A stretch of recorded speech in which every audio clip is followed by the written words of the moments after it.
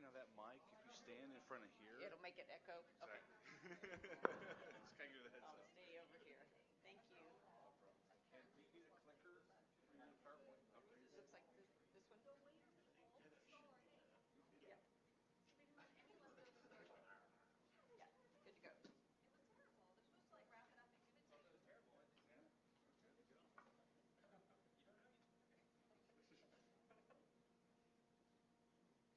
Good to go. We're gonna set up adjacent to Christian.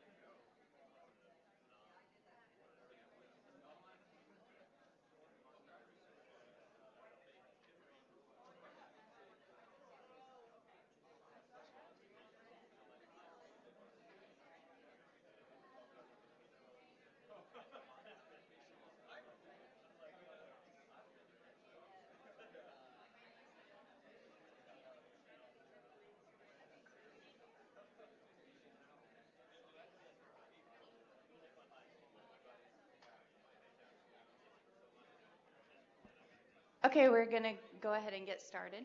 Sorry, that was loud. Good afternoon. Our speaker today is Dr. Mary Beth Humphrey. She will be speaking to us on the orthopedic surgeon's management of the osteoarthritic knee, focusing on the intra-articular viscosupplement injections. Our program is underwritten by an educational grant through the OSU Medical Center in Graduate Medical Education.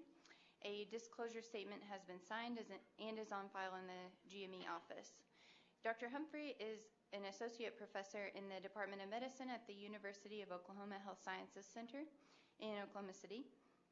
She is also an adjunct associate professor in the Department of Microbiology and Immunology and Division Chief of Rheumatology, Immunology, and Allergy at the OU Health Sciences Center. Dr. Humphrey received her PhD in cell biology from Baylor College of Medicine in Houston, Texas, where she also completed a postdoctoral fellowship in biochemistry and earned her medical degree. She completed a residency in internal medicine at the University of California in San Francisco, where she was appointed chief resident and also obtained a fellowship in rheumatology. Active in clinical research, Dr. Humphrey's work centers on the impact of myeloid cell activation and regulation on homeostatic bone remodeling, as well as conditions of abnormal bone remodeling such as osteoarthritis, postmenopausal osteoarthritis, or chronic inflammation-induced osteoporosis. Her work has been published in numerous research publications, such as the Journal of Bone and Mineral Research and Proceedings of the National Academy of Sciences. Dr. Humphrey is a member of the American Society for Bone and Mineral Research, the Federation of American Societies for Experimental Biology, and the American College of Rheumatology, to name a few. She was awarded the Presidential Early Career Award in Science and Engineering in 2008 and is currently the James R. McEldowney Chair in Immunology at the University of Oklahoma. Please welcome Dr. Humphrey.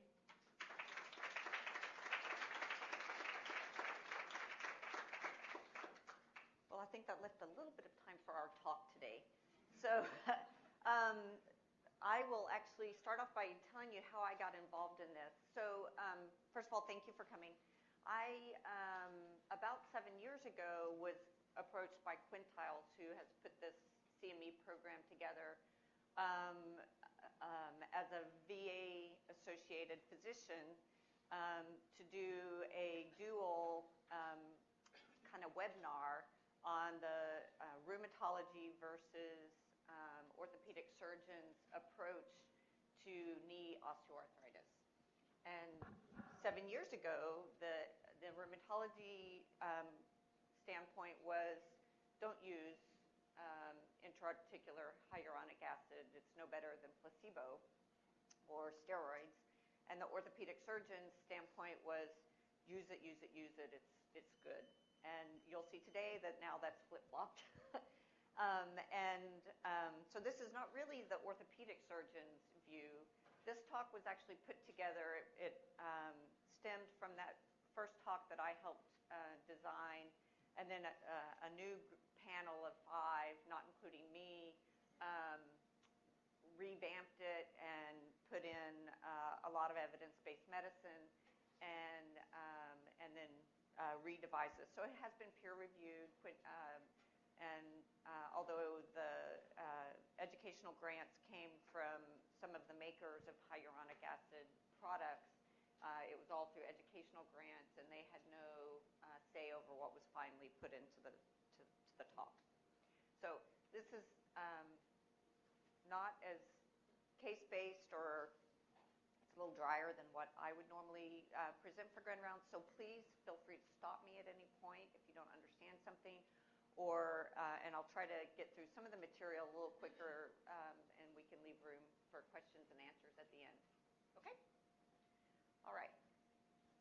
So I just kind of told you this already, and we won't go through all of that. So what about I guess for the group that's over there, I need to use the pointer probably. So there's several different approaches we take when we think about knee osteoarthritis, and there's both symptom modification, which is in the left panel here, and disease modification. So symptoms, we always want to try to relieve pain, improve function, improve quality of life, non-pharmacological things such as taping or wedges, medications, TENS units, acupuncture is what the multimodality is, and surgical. And then things that alter the disease modification. And here we would want to either prevent osteoarthritis or retard the progression or reverse it. And again, we have non-pharmacological things such as losing weight or exercise, and then our drugs, which we don't really have anything that it looks like it truly retards the progression. And we certainly don't have anything that reverses the progression at this time. And so you're left with surgical management. So these, the osteoarthritic management guidelines are put out every few years by a wide variety of different organizations. And this talk today utilizes at least 4 groups, one of which is the Osteoarthritis Research Society International, which came out with new guidelines in 2014, the American Academy of Orthopedic Surgeons, which came out in 2013, the European League Against Rheumatism in 2003, the American Pain Society in 2002, and the American College of Rheumatology in 2012. So we'll be talking about some of their guidelines in more detail and some not at all.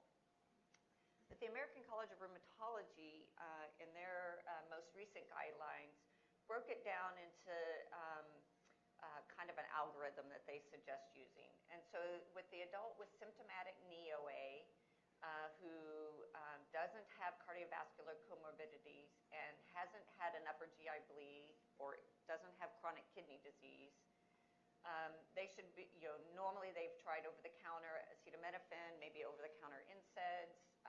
Some of them are on glucosamine chondroitin. And if they've failed those, then it's strongly recommended to do an exercise program.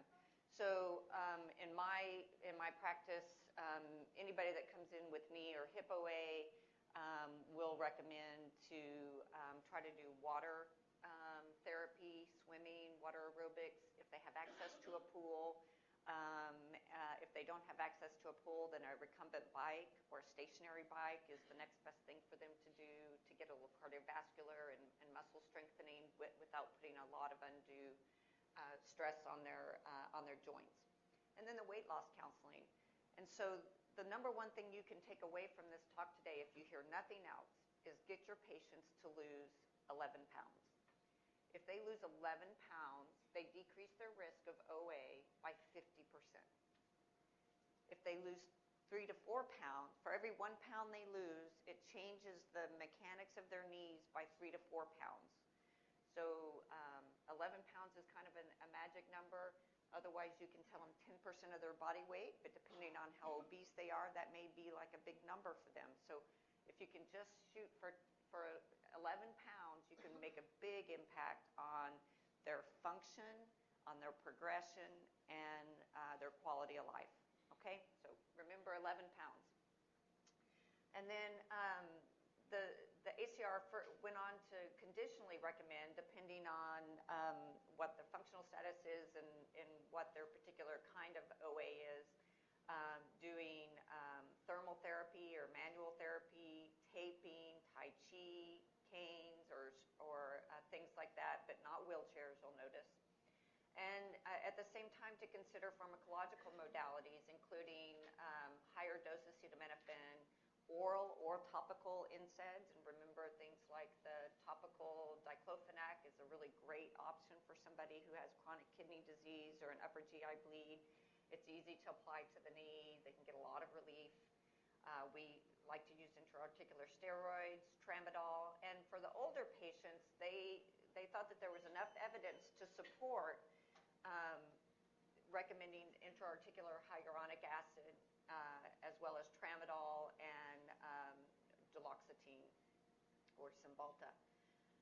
And then for those that don't respond to these interventions, they strongly recommend opiates and conditionally recommend duloxetine if they're not already on it.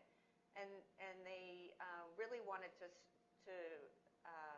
make the point here that the opiates should really be used for those patients that don't want to have knee surgery or hip surgery, whatever, or aren't a candidate for it, that at that point, really, your only options are to give pain relief to keep them functioning and so that they don't become chair-bound or bed-bound. And then if they have limitations, they're old, they have kidney disease, they've had an ulcer, they make further recommendations about whether or not you should use a COX-2 inhibitor like Celebrex or low-dose meloxicam or an NSAID with a PPI. And really the recommendations would be that even with Celebrex or meloxicam, which is a relative COX-2 inhibitor, you should use a PPI with it for anybody that's going to take a chronic NSAID or COX-2 inhibitor. All right. So then what about the American Association of Orthopedic Surgeons?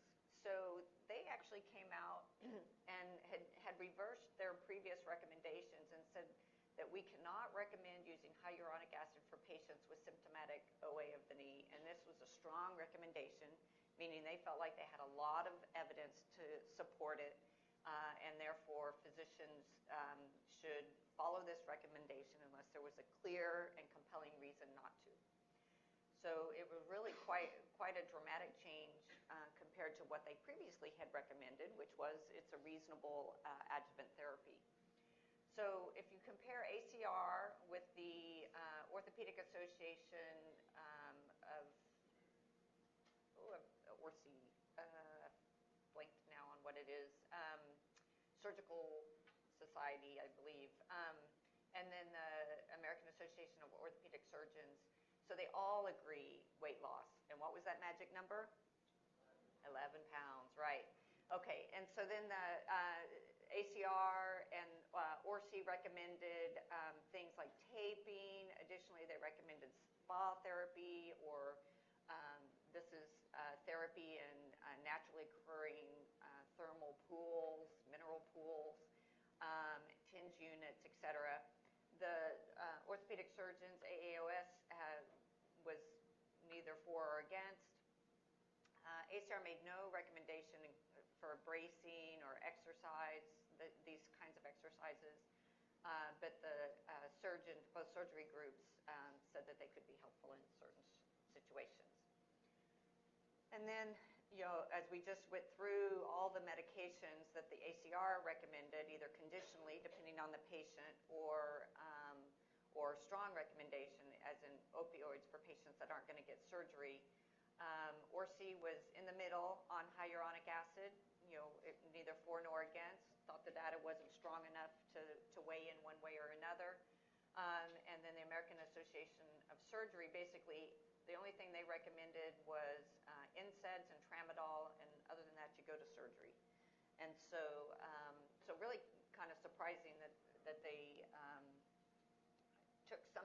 I think that they actually took some tools away from their surgery groups to kind of maintain people to go as long as they can before surgery.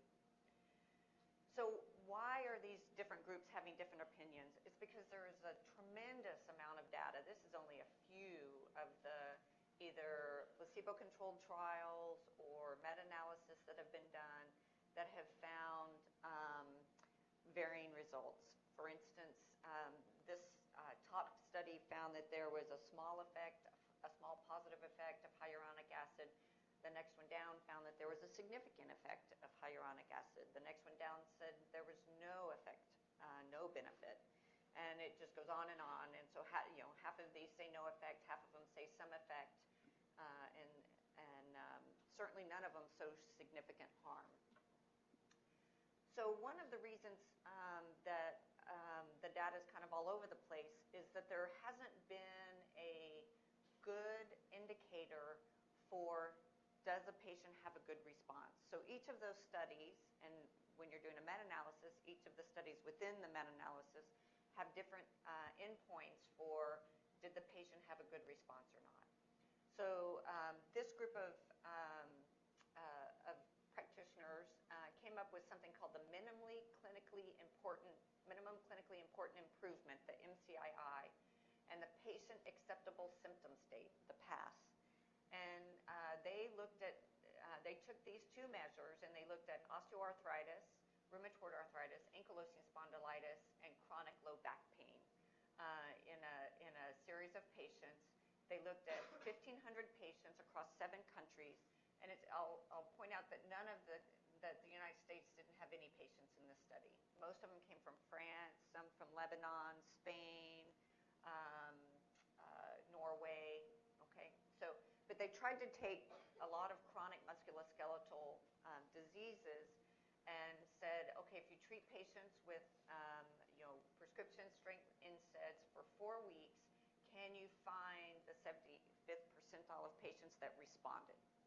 And if so, what's the MCII and what's the PASS? And so they found that the smallest clinically important change that patients felt like they had an improvement was you had to have an improvement of at least minus 15. So you got at least 15 points better, and this was mainly on a visual analog scale, or a relative improvement of 20%. And then the PASS reflects how good a patient is feeling. So, and this is partly pain, patient and physician global, and then physical function. And you had to be better than 40 to actually have a meaningful improvement. Okay, so they broke down the MCII into pain, patient global assessment, and physical function. And so, and then the PASS again was pain, patient global, and physical function. And these were the numbers that they felt like you had to reach to actually have a clinically important endpoint at 4 weeks. Okay, so when they did those thresholds, and in this particular study, they found that patients with mild to moderate pain, that if they had an improvement of minus 11, they moved basically one smiley face on the visual analog score, that was an improvement. But for patients with severe pain, they had to have an improvement of almost 40. And so the overall ended up being about 20. So when you're looking for responses for osteoarthritis of the knee, really depending on who your patient population that you start with, is that mild osteoarthritis, or is it already severe, advanced pain osteoarthritis, will really determine what kind of clinically significant numbers you're looking for. And so based on that, it's made it very difficult to go back and really assess. But the Osteoarthritis Research Society, I don't know why I can remember it, Society of International, so they basically looked at this, and because of the differences in all these studies, their recommendation was uncertain. That there certainly is data for and against, and if you look at relative increases in effect size and decreases in pain, it looks pretty good, and in physical function it looks pretty good. And again, do these meet that 40% for severe, and 10 to 20% for more mild? It looks like it, but the effect sizes, in some of the studies were really not very good. All right, so after the AAOS came out and said they can't recommend hyaluronic acid anymore, and so why do we care whether or not any of these societies recommend something or not? Does anybody have an idea? How does it impact what we do and what we offer our patients? The insurance companies quit approving the use of the drugs. So when AAOS comes out and says they strongly recommend against using intra-articular hyaluronic acid, it's no longer covered by a lot of insurance companies, right? And so then you're stuck not being able to offer it for some patients who there might actually be a significant benefit to. So because of that, this Bannerou et al. Came out, and they basically said, well, it looks like all of the recommendations of AAOS were done with some faulty methodology. They used very different MCIIs, and I just showed you how it's hard to come up with a good MCII, but they had changed their MCIIs from study to study, and so they felt like they had inappropriately lowered the value of the hyaluronic acid. And they had some additional transparency issues that they thought were a problem. They did some inappropriate between group comparisons, etc. So, so, so maybe the AAOS recommendations are not the best, and you certainly can compare them to the ORSI or to ACR or a number of others. But if you look at the global groups, you can come up with basically a combination of treatment modalities, which are those non-pharmacological ones and the pharmacologicals. They all agree with weight loss of 11 pounds. And the aerobic strengthening, either water or bicycle, if appropriate. And then using paracetamol here is acetaminophen. This is what's used in Europe. And then they have categorized this new term, symptomatic slow-acting drugs in osteoarthritis, which I don't know if it's a fancy name for placebo, but it's basically medications like glucosamine chondroitin, and there is some evidence to suggest that glucosamine can be helpful for pain relief. Certainly it doesn't do anything to prevent or retard OA progression, but some patients, if taken at the high doses that are recommended in the studies, which is not usually how patients take them, can have some benefit. And then NSAIDs. Really they wanted to strongly recommend using physical therapy, working on malalignment, whether or not it's taping or heel wedges or braces, and then the other adjunct therapies. And actually ACR came out pretty strongly for acupuncture for patients that have either inoperable knee OA or are unwilling to get surgery. And so then if patients haven't done well with those interventions, then again using either a non-selective NSAID, and I personally, in our rheumatology clinic, I like either meloxicam because it's once a day, and we all know it's hard to even take a twice-a-day medicine. If a patient has failed either 7.5 of meloxicam or 15 of meloxicam, which is the higher dose, then I'll often, if piroxicam is available, I like piroxicam. It's 20 milligrams once a day, or then naproxen 500 twice a day. The other medications, Totolac, everything else can work, and we don't have any way, rhyme or reason to know who will metabolize one drug better than another to have benefit. So it's a little bit of trial and error. If they failed one, try another and try another. Celebrex does work. The studies that showed it was GI protective were very short term, and anybody that's taking it for more than a couple of months has nearly the same risk of GI bleeding as a regular NSAID. So you still need to give a PPI with Celebrex and meloxicam. And then basically, if somebody has an increased CV risk, I still prefer naproxen if their CV risk, cardiovascular risk isn't really, really high. And that's because there is quite a significant amount of literature that shows that naproxen is probably net neutral. There's some data to support that it's a little better, that it's actually a little protective. But naproxen recently tried to go to the FDA to get approval to change their label to say that they were cardioprotective, and the FDA didn't feel like there was enough evidence yet to support that. So it carries the same labeling risk, but there is some substantial data to suggest that naproxen may be more cardioprotective than the other NSAIDs.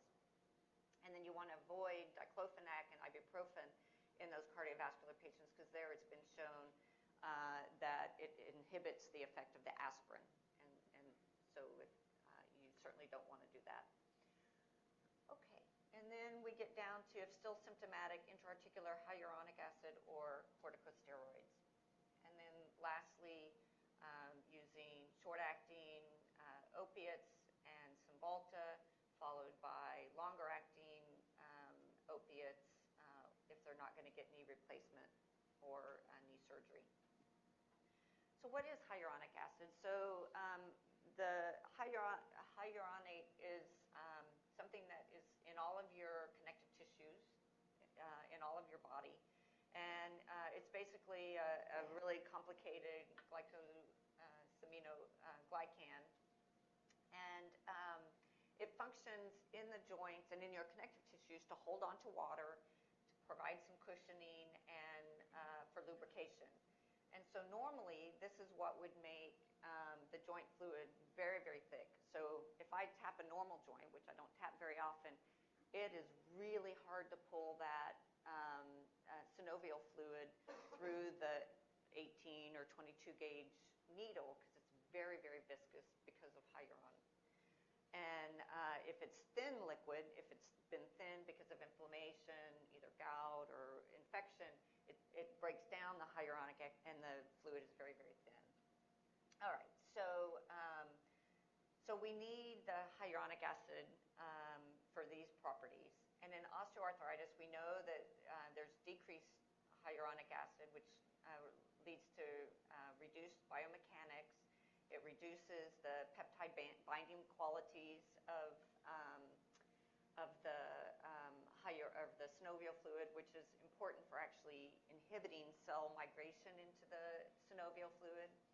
It causes increased pain and increased cytokine production by the synoviocytes and the chondrocytes. And actually, the chondrocytes start making metalloproteinases instead of good cartilage. Hyaluronic acid replacement, if they look at the synovial fluid afterwards, improves most of these things. As you would expect, you're basically putting something back in that the body didn't make or has broken down. And so there is some decrease in pain. It does change the synoviocytes in terms of the release of cytokines, and it does, if you look at synovial fluid later, there's less metalloproteinases. So you can get hyaluronic acid from avian or from bacteria. And there's lots of different products, some of which are long chain, some of which are cross-linked. The avian come from the comb of the rooster, and they basically go through heating and formaldehyde extraction and can come up with three different halogen, suparts, and synvisc, depending on how they manipulate that comb. The hyaluronic acid can be either a short hyaluronic A or B, which is a longer and cross-linked, and you can have very, very long chains of hyaluronic acid. And so depending on who makes it, they may argue that one works better than another. The data, I don't think is very clear that one is better than another. And then if you don't get it from birds, you can get it from bacteria. And so these are two ways it's made from bacteria. One is with Streptococcus, and all of this gray zone right here, hopefully you can see that, is actually hyaluronic acid coating the cell, and then they can extract that. And then you can grow bacillus on plates or in big vats, and if you feed them a particular glucose, like sucrose, they'll make hyaluronic acid and secrete it into the medium. So there's lots of ways you can get hyaluronic acid. So there was a Amelia project looked at what would happen if you give hyaluronic acid for four times over a 2-year period, or over a 40-month period, and whether or not you could have sustained effects. So at each of these arrows here, 0, 6, 4, or 0, 7, 14, 24 months, I believe, they gave 5 injections of hyaluronic acid. Okay, so this isn't that single injection, it's 5 injections. And what I want to point out to you right away is that saline in yellow, so that's placebo. Look at the placebo response. It's 70%. So just sticking a needle in somebody's knee and giving them 2 cc's of saline, 60% of patients over the course of 40 months felt better. Wow. I mean, this is very common in rheumatology, where our placebo rates are usually between 30 and 40%, but this is really quite impressive, a 60% placebo response. So, and then there is a little bit of an improvement with hyaluronic acid, most significant out at the 34 to 40 months. And so this paper was touted a lot as supposedly showing that hyaluronic acid can have a long-term improvement, even a year or 2 out from its last injection. And I think that may be true, but I also want to point out that the placebo had the same effect. So there is a statistically significant difference, but maybe just a little saline could be helpful. This study looked at whether or not over weeks now, so this isn't over months, but over weeks, whether or not you favor steroids versus hyaluronic acid. And so all patients had an intervention here. In the first 2 weeks, a lot of the steroid patients felt a whole lot better. At 4 weeks, they both felt about the same. There was, there was improvement, but both groups had improvement. And then later, out to 8, 12, and 26 weeks, more of the hyaluronic acid patients, more patients that received hyaluronic acid, had improvement compared to the steroid. So this could be one, indication that, we don't mind doing steroid injections every 3 to 4 months, but if people are really breaking through at weeks 8 through, beyond, in between their injections, maybe you want to try something like hyaluronic acid. Again, this was looking at high-quality trials in blue versus all trials in yellow or orange, and there was improvement. This is the effect size of hyaluronic acid, so 30 to 40% effect size, maybe 20 out to 24 months, or 24 weeks, I'm sorry. So there does look to be some improvement. What about hyaluronic acid versus oral NSAIDs? So on this side of the bar, you favor nonsteroidals. On this side of the bar, you favor hyaluronic. When you look at all the studies together, they're right on top of each other. And, the largest study with the largest number of patients was still not very large. It was 163 in the hyaluronic acid and 162 in the NSAID, and it favored NSAIDs over hyaluronic acid. The next largest study was this one at the bottom, 91 and 80, and it favored hyaluronic acid, but just barely. So I think, my read of this is that they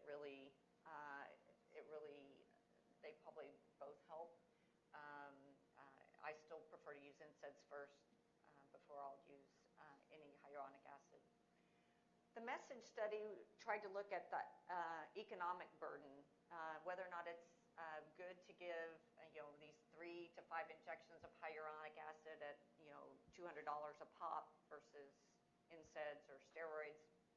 And so they did a observational multi-center longitudinal study where they did a 3-month retrospective and then 3 and 6-month prospective study. And so here in the light blue boxes are the retrospective, what happened in the 3 months before the patient got an intervention, the hyaluronic acid.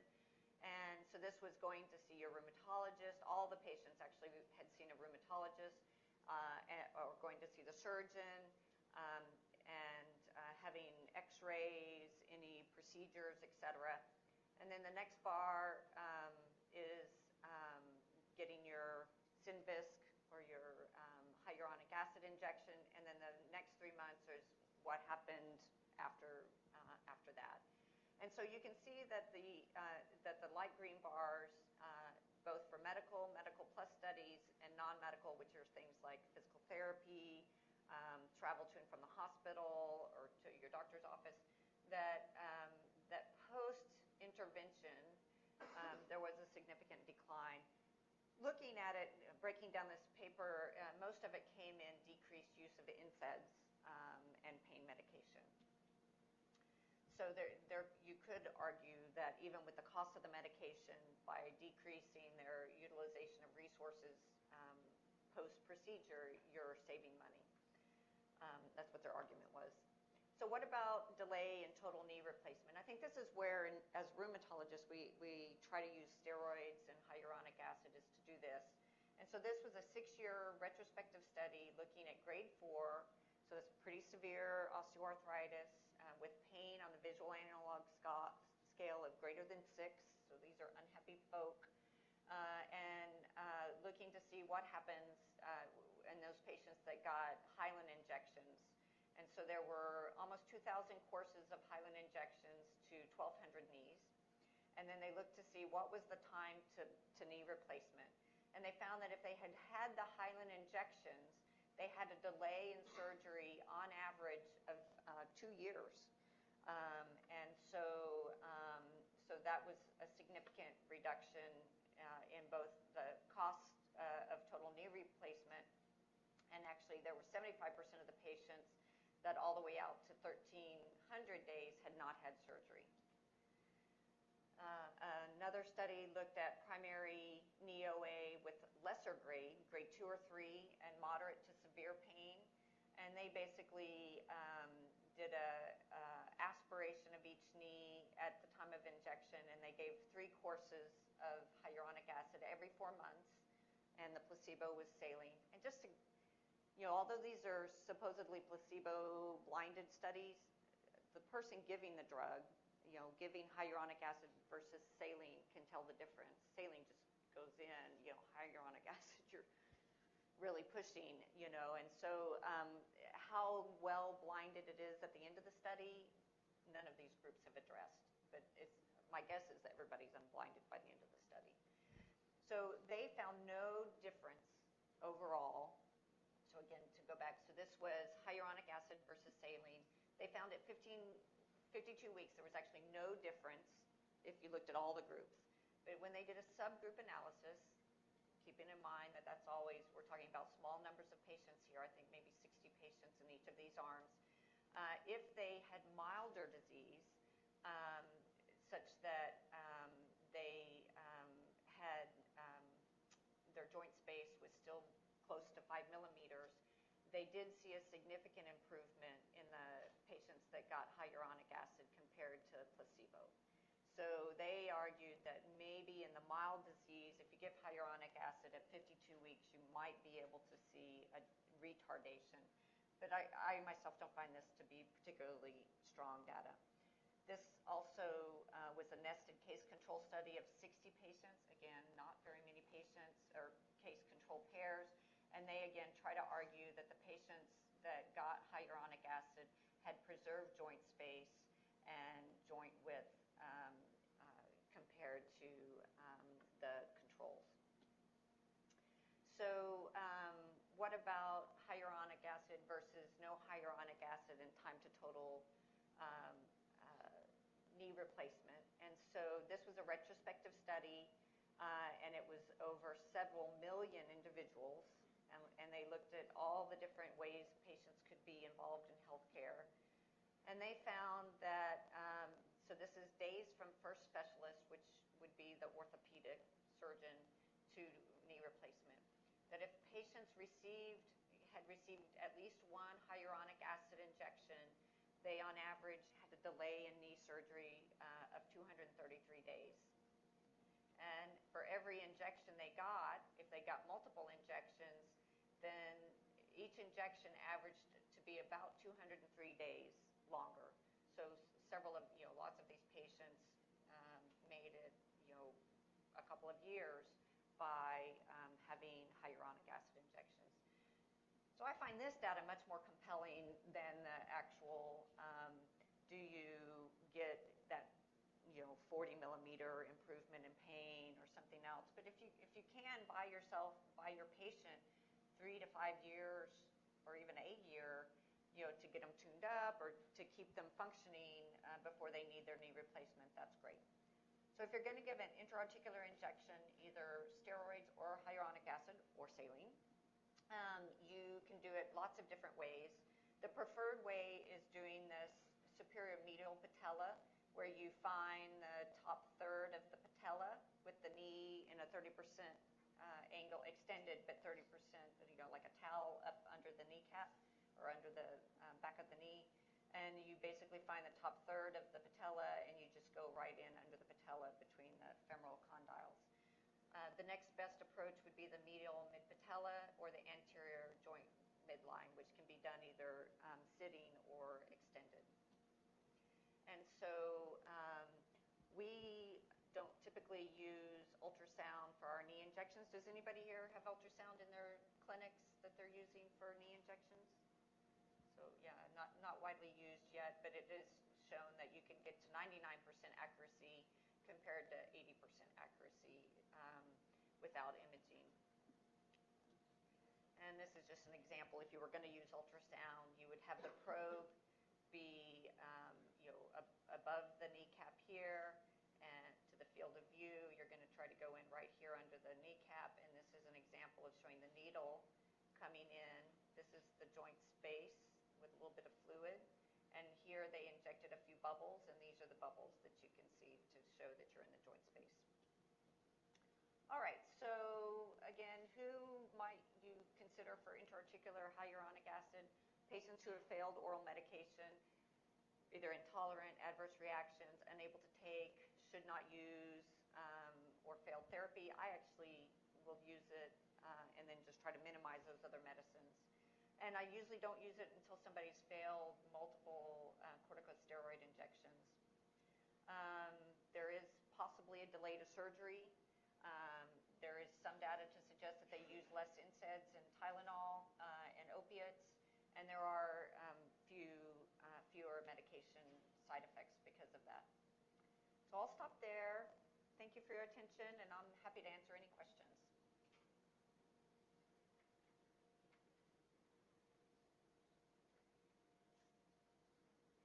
I may have missed, but in your practice, do you use the single injection or do you do the 3 or the 5? So we usually do the 3. Yeah. But I have no preference, really. Uh-huh. Is there a benefit as far as the simplest one versus the 3? They'll try to argue that there is, but I'm not sure that it's clear. So it's whatever you can get approved, and whatever's on formulary for your patient is really what you end up using. I'll ask for some speculation, I guess. Is Uh-huh. it possible that it's just a behavioral delay when someone comes in, they're not getting, are they reporting relief as we're delaying it at the mean average of, 203 days, correct?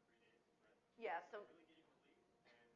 And do you feel it to be possible if they're delaying for 8 years, let's say, that maybe they won't heal nearly as readily as they would have 8 years prior? so the question is, are patients really doing better in between their 200 days of delaying surgery, and are we actually putting them at a higher risk because they're going to be older when they have their surgery? So I think those are two good questions.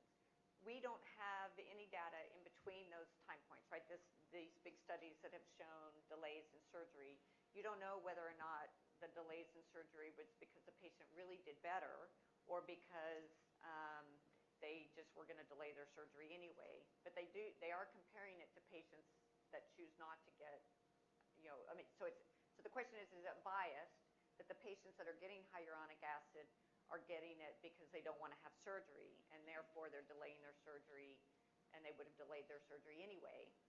And we don't know that. We can't capture that data. The question of are they going to be sicker later, I think it depends on your age group you're looking at. But most of the time, if a knee replacement is going to last 10 to 20 years, you're certainly still that 60-year-old maybe living to 90, and so you're still trying to get them to do okay with just one knee and not have to have a revision. So I think we would need much bigger studies to tell us that. But certainly the risk of total knee replacement, bad outcomes is still very low for the number of surgeries that are done, even on elderly people, 80-year-olds. Yeah, I was thinking more not just along the healing line, but also if you have that post-op dementia, you're going into a particular window. Again, there's no data, that's why I ask for speculation. But. Yeah. So he again asking about other issues like post-op dementia and things like that, and I think that would have to be looked at. It's a good question. All right, sorry you guys for kind of a boring talk, but